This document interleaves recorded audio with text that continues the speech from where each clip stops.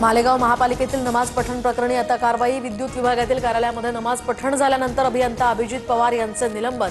शहरात या प्रकरणाचे तीव्र पडसाद उमटले होते।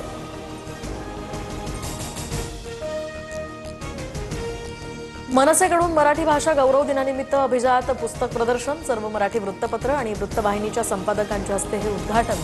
दरम्यान छत्रपती शिवाजी महाराज पार्कवर पुस्तक प्रदर्शन। आज ठाकरेंचीही प्रमुख उपस्थिती।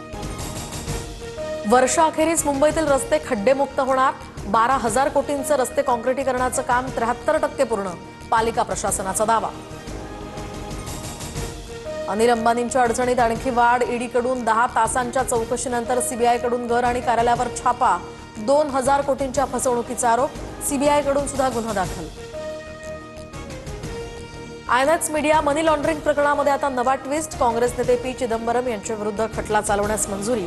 अर्थमंत्री असताना आयएनएक्स मीडिया कंपनीला परकीय गुंतवणुकीसाठी मंजुरी दिल्याचाही आरोप।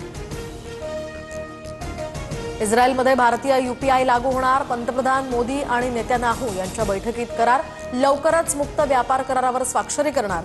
पंतप्रधान मोदींची माहिती।